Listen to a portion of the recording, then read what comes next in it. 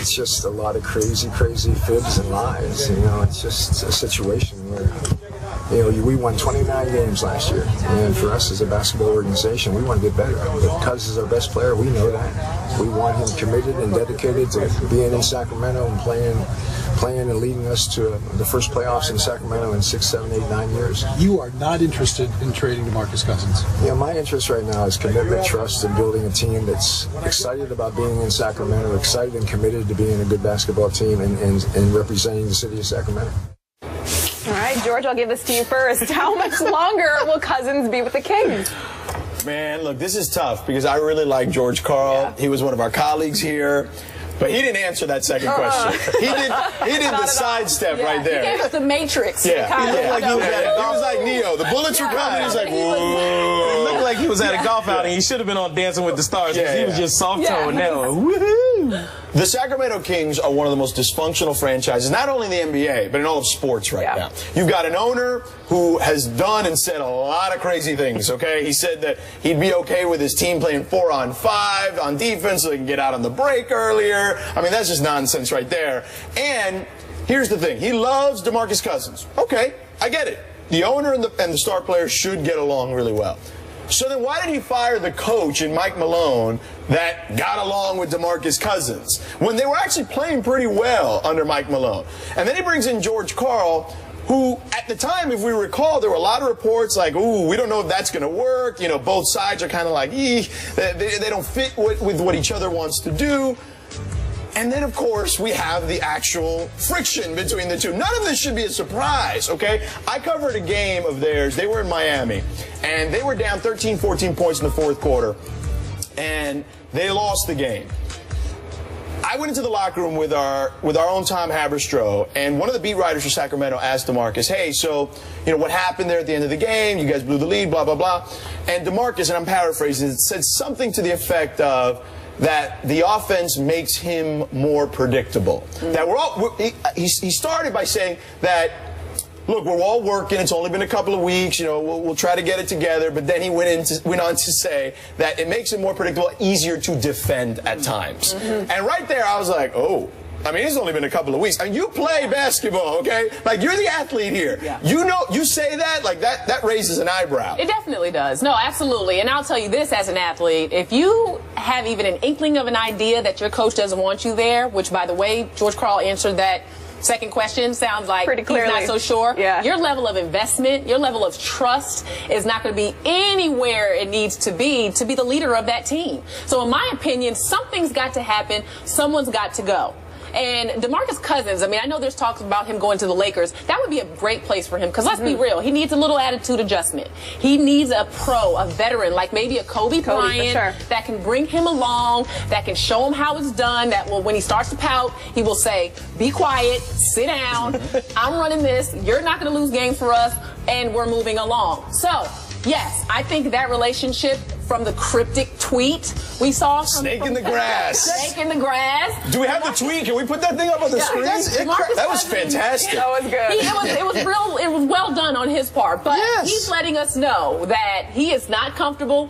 He feels like there's some people that don't have his back. Yeah. And he's on the lookout for sure. This is what I don't understand. You have the owner who loves the player and the coach saying this guy, he's our leading scorer. But, you know, I only want people that want to be here. So then Cousins puts that tweet out, which he didn't type any words. Cool.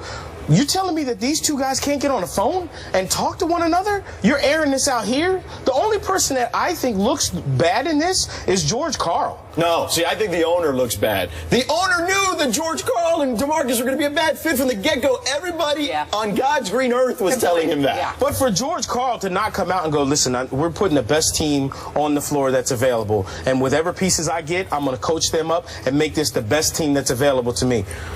At least in saying that, he's throwing a little bit of padding between him and DeMarcus. You know what I mean? Just a little bit out there. But for him to just dance around that question and do the well, and let's be honest, DeMarcus has shown some emotional immaturity. So where a player that had a little more may be able to maybe pick up the phone and call coach and say, well, DeMarcus has a way of, you know, really helping people understand how he feels, and it's not always the best way. He's a young star. I think he'll he'll grow. I think he'll mature. But at this point, it's a relationship that, at this point in DeMarcus' career, I don't think can be mended. So it's not worth the trouble, is what you're saying. No. Yeah. Somebody's got to go. She's right. LaChina's right. Somebody's got to go. Now, here's the thing. Are you going to pay another coach to go away? And with the cap space that they have, you can bring in that mature guy that's going to help. Who's going to want to play in Sacramento? Well, that's knowing that there's a toxic situation. Why you got to throw that into the mix? And then what are they going to do? Right. It's about the toxic situation more than anything else. What are they going to do about that relationship between George Karl and DeMarcus Cousins? Well, Nothing. What's easier to get? Is it easier to get someone with the talents that DeMarcus Cousins has, or a coach? Because in my opinion, George Karl's the easier replaced one. You're not going to get a guy like DeMarcus Cousins where you can just pick him out whenever you want to. George Karl, at his age, where am I going to get an NBA coach? Well, according to the Cleveland Cavaliers, we can pick one up anyway. Let's just go to Walmart. Where's Target? Yeah, but if you do make a coaching change, I still think you need that vet to come in with Absolutely. to really help DeMarcus. And I mean, because we don't want to be doing this his entire career. Yeah, he needs an alpha dog. Okay, and we discussed this before the show. Like I referenced Rasheed Wallace. Rasheed Wallace was a guy when he was in Portland. They relied upon him in a lot of ways. And then when he went to Detroit, and he had Chauncey Billups, and he had Rip Hamilton, and Ben Wallace, and that group, and Larry Brown. And then they got him to play as well as he's ever played in a team setting. And I think maybe that's what DeMarcus needs, is whether it's a coach or another player or both that fits what works for him and brings the best out of him. I think that's what's necessary. And he is that good. He is that good to make the necessary changes around him to allow him to have consistency and be the star that he is. He's worth it to me. That's why George Karl messed up, because he could have put himself in a position to go, I'm working with what I have, and I'm going to make this really good. And by not doing that, he put himself on the you put a wedge in between the guy who's scoring the most points for you. But you know what? If he's on the chopping block and he's going to get paid $4 million a year for the next couple of years not to work, he might have done that on purpose. Yeah. That's all. Hey. So what do we think? Does Cousins last the year? Does he make it through the season?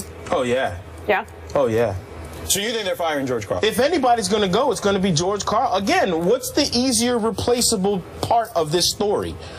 George Karl's the one that's replaceable. This guy who put up the most points for your team, you're going to start all over? You're going to, all right, George, you're right. I love this dude who's doing everything for our team, and it's been fantastic, and we're going to build something around him. But you're right. Take him out. But maybe it is best for everyone that he goes somewhere else. Better for DeMarcus, better for the franchise. Better for George Karl. Well, I'm saying we've seen guys go to another spot and be able to flourish, and then the other team, at times, maybe they could find a way to flourish themselves too. Maybe it's time for a split. And I'm not saying it's DeMarcus' fault. I'm just saying it may be in his best interest to go somewhere else. Yeah, and some of those trade rumors, Julius Randle, I mean, he's going to be a different type of player in emotional maturity, leadership-wise, all of that, because he's young, more moldable than DeMarcus Cousins. Right, and you would get the number 2 pick, too. And you could take Jahlil Okafor. You could start there with another center. I mean, I think that there are ways around that, potentially, for both teams for it to work. Well, if he were to be traded, he'd be the 6th player in NBA history to average at least 24 points and 12 rebounds per game and play for a different team the next season. So, Jameis Winston, meanwhile, is about to begin his first NFL season. So is it possible the number 1 pick could throw more interceptions than TDs this season? We're playing the odds after the break. Well, 2 sources told Benjamin Albright of 94.1 FM in Denver that the Broncos tried to trade Peyton Manning to the Texans sometime before the Denver quarterback signed his restructured deal with the team on March 4th. This report was quickly denied on Twitter by a Broncos team spokesman, saying the speculation is false and the report is inaccurate. Michael, are you buying the denial? Completely? No. Only because it's a little bit ironic that as soon as this call may or may not have been made, Peyton's deal was restructured and there was a no trade clause put into there. Now it's the Texans. They don't have a quarterback, so they're probably going to call anybody. Sure. You know, now the Broncos could have just not even taken a call, because if you think about it, the Texans are calling and, hey, Denver, we want to ask you a little bit about Peyton Manning, and we were wondering if you, hello? Did we lose the connection? They're not calling. So in that sense, Denver just probably didn't even think about the idea. No, absolutely not. But could it have happened and there's been some talks?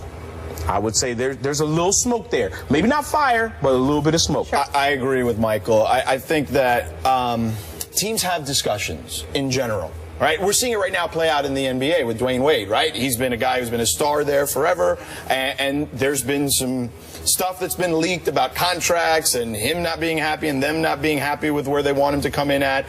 So this doesn't surprise me at all. Teams have these discussions, and there was a time when Gary Kubiak was named the coach that people were wondering, is Payton going to be the right fit? He likes to run the naked boot a lot, and that means Payton's going to have to get out of the pocket and run out of his comfort zone. So there were a lot of questions certainly about that. There were questions as to whether John Elway wanted to move on from Peyton Manning. So all that stuff, people forget that was just a few months ago. So of course I buy the story that they at least discussed it. And what are they going to do? Are they not going to deny it? They're supposed to deny it in that situation, because I'm guaranteeing that Peyton wasn't a part of that particular process. Yeah, I think you don't discuss Peyton Manning at all. That's my take on it. I believe the Denver Broncos. I mean, this is Peyton Manning. You off the top, you say, listen, we can't talk about him. I'll give you anything else you want, but not Peyton Manning. Why would they have that discussion? I don't understand. Denver is in a lose-lose situation there. Why would you give up Peyton Manning? Because you have to listen to everything that people are going to offer. But if you already Even know, when it comes to Peyton Manning, hey, what are you throwing on the table? Yeah, what does it hurt to listen? Hey, exactly. Just because I go to a steak restaurant doesn't mean I'm going to get steak. I might have chicken, but show me the prime. What does the prime rib look like? Right. Let me see what the ribeye is. Show me a little. Okay, I'm not going to do it, but thank you for showing me. Maybe you go surfing. Now the next time. Now the next time is, you know what? I'm gonna have some chicken. Look at that ribeye. You know what? Yeah, I will take the ribeye. Why not?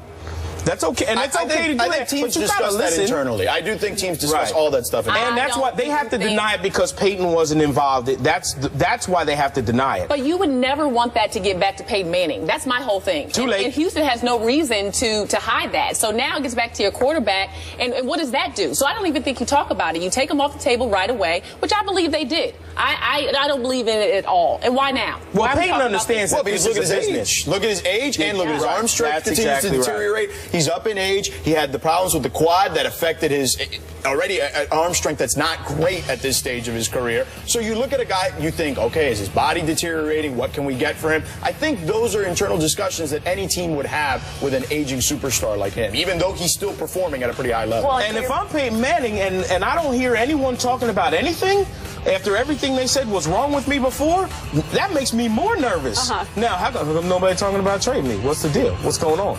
Like, that means that something's going on behind my back. Sure. Well, to your point, George, he's 39 now. How much does Peyton really have left in the tank? Maybe another year or two. Yeah. I mean, that's what you're looking at. So if you're the Broncos, you're weighing it out, seeing, okay, what could we get for him? Is it worth it potentially to move him? What would the backlash be? All that stuff is factored in. Again, those are discussions that are had internally that usually don't include the player, especially in that sport. Football is the most cutthroat of all the sports. Yeah.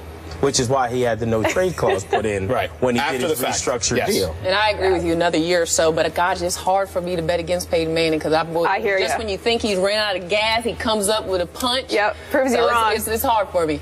Well, meanwhile, Rob Gronkowski says he hasn't spent a cent of his contract with the Patriots. We'll talk Gronk as part of our NFL Quick Takes when we come back. Yeah.